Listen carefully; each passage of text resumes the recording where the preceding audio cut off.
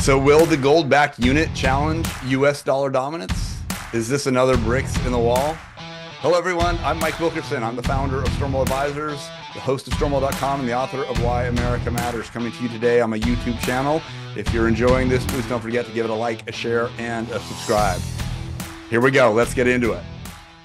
So later this month, Russia will hold the 16th BRICS summit, bringing together its member countries for head of state level discussions on trade, monetary policy, security, and other matters.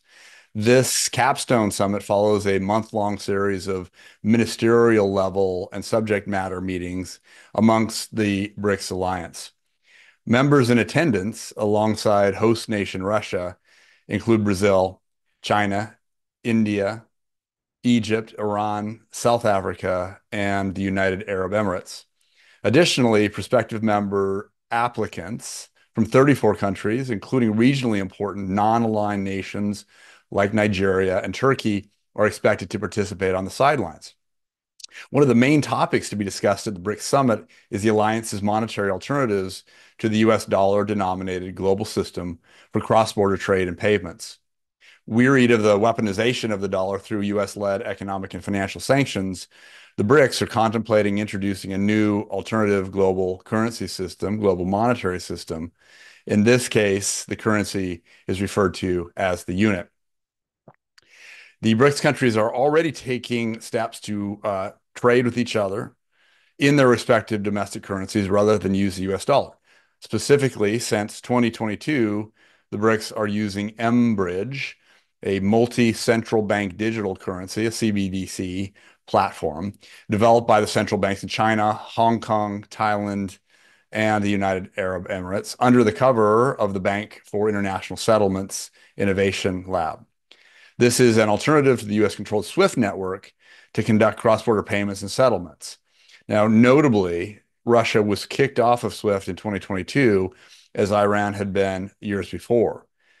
The inclusion of the UAE in mBridge is interesting, primarily because Dubai hosts one of the largest physical gold trading exchanges in the world, a fact which is going to become relevant as we talk about this further.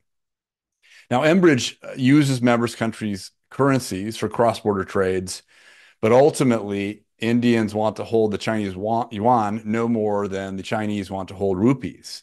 So the unit takes the mBridge project to a next level by introducing a common store of value, a medium of exchange, and a unit of account, i.e. money, that isn't dependent on any one country's currency and presumably helps to avoid one country dominating the currency unit. So assuming agreement at the summit, the unit may be formally launched as early as next year, summer 2025. Now, according to the unit white paper, which is positioned as an independent project, very much like a crypto-related project with its own white paper, its own DAO, the digital token of the unit is designed to be apolitical currency and a solution to the lack of trust stemming from the politicization of the use of a single global currency. In other words, the US dollar. But introduction of the unit has concerned many observers who see the alternative currency as little more than a tool of control and surveillance by the Chinese Communist Party and governments writ large. The developer's white paper describes the unit as fully collateralized, backed 40% by gold and 60% by currencies, presumably such as the Chinese yuan, the Indian rupee, or the Russian ruble, all participating countries in BRICS. The intrinsic value of the unit token would be linked to the underlying collateral, but no one currency would ever be allowed to represent more than 30% of the collateral basket, reducing but not eliminating concerns of Chinese dominance in the network. The unit would run on a blockchain, in other words, a distributed digital ledger, where the individual nodes each redundantly record transactions, ensuring, or at least attempting to secure the security and integrity of the network. Nonetheless, participation in the unit network is not permissionless. A centralized authority can allow participation or equally well cut off access. The unit is therefore not a cryptocurrency like Bitcoin or Ethereum, both of which represent attempts, at least at private, permissionless, and decentralized networks.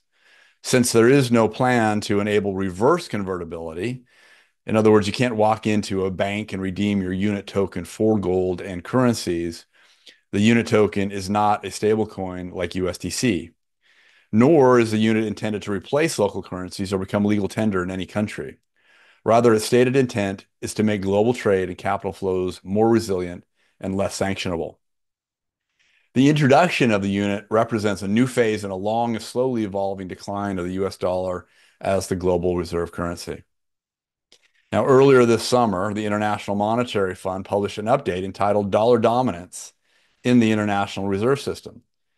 Now, by background, the IMF was founded as part of the US-sponsored Bretton Woods Conference in 1944, which accord firmly established the US dollar as the world's reserve currency. The IMF was established for the purpose of overseeing the international monetary system to ensure exchange rate stability and encouraging members to eliminate the exchange restrictions that hinder trade. So in other words, the IMF exists in part to defend the US dollar. Closely aligned over the decades with US monetary and financial policies, the IMF is now subtly signaling that the dominance of the US dollar is slowly but surely being challenged. While noting that the US dollar remains the preeminent reserve currency, the IMF reports that the US dollar's share of global foreign reserve has fallen from over 70% to approximately 55% during the past 25 years. The IMF observes that this shift out of dollar reserves has been masked by the rise in the value of the US dollar against other foreign currencies. According to an index provided by the Federal Reserve, the US dollar has appreciated by over 22% against other major currencies since 2006. Where the US dollar has not appreciated has been against gold and Bitcoin.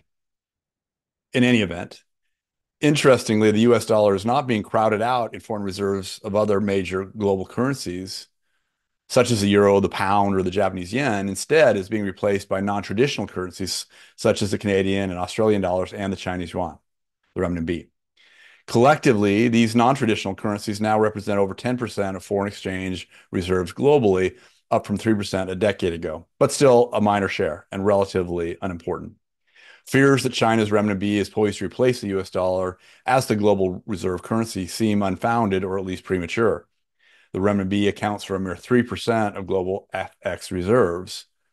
And by the way, trade tells a very similar story. While the renminbi's share of global cross-border transactions has grown from less than 3% to over 7%, the US dollar, despite a modest decline from about 87%, continues to represent the vast majority, about 84% of cross-border transactions today. Now, one of the more interesting findings of the IMF's update is that central bank accumulation of gold reserves in decline for 4 decades since the 1960s is now strongly rebounding towards post-World War II highs.